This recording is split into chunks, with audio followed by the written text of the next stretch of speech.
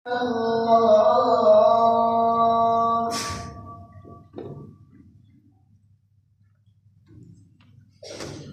الحمد لله نحمده ونستعينه ونستغفره ونعوذ بالله من شرور انفسنا ومن سيئات اعمالنا. من يهد الله فلا مضل له ومن يضلل فلا هادي له. نشهد ان لا اله الا الله وحده لا شريك له ونشهد ان سيدنا محمدا عبده ورسوله.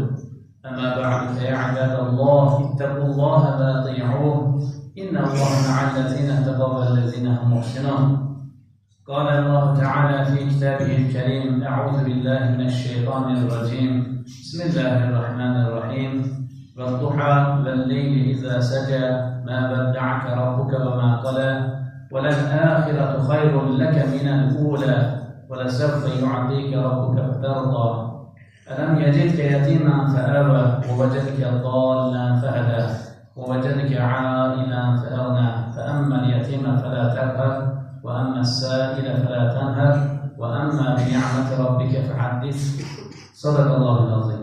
وقال رسول الله صلى الله عليه وسلم: الدنيا مزرعة الآخرة. صدق رسول الله فيما قال كما قال قريب منه. Muhterem Müslümanlar, bugünkü hutbemizin mevzusu dünyapərəstliyin dine zararları barəsində. Resulullah sallallahu aleyhi ve sellem Efendimiz buyurur ki, insanın dünyaya ve yüksek məqamı hərisliyi uçbaşından dinine vurduğu zərər iki aç qurdun sürüyə vurduğu zərərdən daha böyükdür. Dünya gəlməsi yaxın olmaq mənasına gələn dünub kökündən törəmiş ən yaxın mənasındakı ədna kök kəlməsinin qadın cinsində olan formasıdır. Dünya həyatı Qur'anda ahirət həyatı ilə bərabər qeyd olunmuş, bəzən ikisi arasında qarşılaşdırma edilərək ahirət həyatının üstün olduğu bildirilmişdir. Qur'ana görə ahirət əməllərinə mane olmayan və onu ləngitməyən dünya həyatı halal bir neymət, hətta səadətdir. Hətta müsəlmanlara Rəbbimiz bizə dünyada da, ahirətdə də yaxşılıq ver deyə dua etmələri tövsiyə olunmuşdur. Möhtərəm möminlər, bir çox ayədə Hz. Peyğəmbər sallallahu aleyhi ve sellemə və möminlərə xitab edilərkən dünya və axirət xoşbəxtliyi birlikdə qeyd olunmuş və bu Allahın xüsusi lütfü kimi qiymətləndirilmişdir. Çünki dünya xoşbəxtliyi ilə axirət səadəti bir-birinə zidd deyil. Axirət xoşbəxtliyini qazanmaq üçün dünyadan imtina etməyə ehtiyac yoxdur. Dünyada rifah içində yaşayaraq da ahirət xoşbəxtliyi əldə edilə bilər. Ancaq ahirətini itirənlər dünyada da xoşbəxt ola bilməzlər. Bundan başqa, müqəddəs kitabımızda dünya və ahirət arasında seçim etmə məcburiyyəti ortaya çıxdıqda heç şübhəsiz ahirət həyatının seçilməsi istənilmişdir. Əksini edənlər isə şiddətlə qınanılmışdır. Hz. Peyğəmbər sallallahu aleyhi ve sellem dünya haqqında belə buyurmuşdur: Mənim dünyadakı misalım bir səyyahın halı kimidir. O, bir ağac görər, o ağacın kölgəsində bir az istirahət edər, sonra onu tərk edib yoluna davam edər. Dünyaya bu gözlə baxan kimsə ona meyil etməz. Dünya həyatının çətinlik, yoxsa rahatlıq, qıtlıq, yoxsa bolluqla keçməsi onu o qədər də narahat etməz. Hz. İsa aleyhisselamın belə dediyi söylənilir: Dünya bir körpüdür, onun üzərindən keçin, ancaq onun üzərində ev tikib təmir etməyin. Bu misal göstərir ki, dünya həyatı ahirətə çatdıran bir körpüdür. Beşik bu körpünün başında, məzar da bu körpünün sonundadır. İnsanlardan bir qismi körpünün yarısına, bir qismi üçdə birinə, bir qismi üçdə ikisinə, bir qismi sonuna gəldiyi halda hələ də qafildir.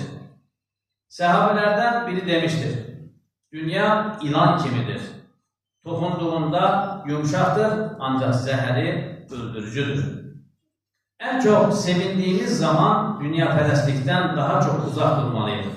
Çünki insan dünyadan sevindirici bir şeyə könül bağladıqda mütləq dünyanın naxoş bir hadisəsi gəlib onu ondan alır.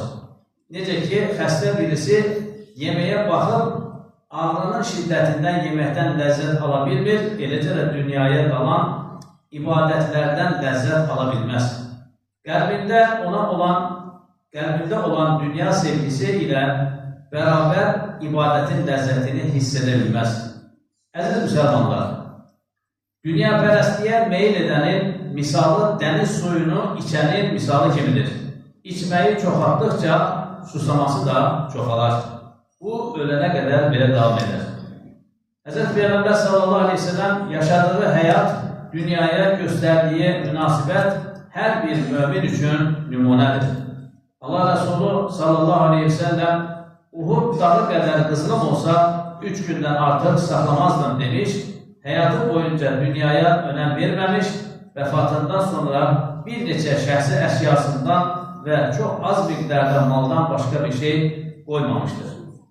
Bununla yanaşı Həzrət Peyğəmbər sallallahu aleyhi ve sellem dünya malı şirindir, cazibədardır sözü ilə hər kəsin dünyaya, maddiyyata qarşı onun kimi davranamayacağını ifadə etmişdir. Həzrət Əli radiyallahu anh dünya və ahirətin misalını şərqlə qərbə bənzətmişdir. Birinə nə qədər yaxınlaşırsansa, o birindən o qədər uzaqlaşırsan. Ancaq ilahi kitabların, peyğəmbərlərin göndərildiyi, mələklərin ibadət etdiyi, Allahın nimət və lütflərinin bol-bol verildiyi dünyaya müsbət cəhətdən yanaşmaq lazımdır. Həzrət Peyğəmbər sallallahu aleyhi ve sellem dünyanın ahirət qarşısında olan misalını barmağını dəryaya batırılıb çıxarılmasına bənzətmişdir. Nə qədər su götürdüyünə baxsın. Başqa bir hədisdə isə dünyanın lənətləndiyini söyləmiş, ancaq Allahın zikr edilməsini, elm öyrənib və öyrədilməsini bunların xaricində qeyd etmişdir. Xutbəmizi Qasas surəsinin 77-ci ayəsi ilə bitirək. Allahın sənə verdiyindən özünə ahirət qazan. Malını Allah yolunda sərf et. Dünyadakı nəsibini də unutma. Ələ innə əhsənə kəlam və əbləğən nizam. Kəlamullah mənkil əsizil aləm. Kəmə əqvalə Allah təbarəkə və teala fil kəlam. Və izə qurəl Qur'an fəstəmi'u ləh və ənsitu ləalləkum turhamun. Əuzu billahi mineşşeytanirracim. Bismillahirrahmanirrahim. İnnə dîne indəllahi İslam.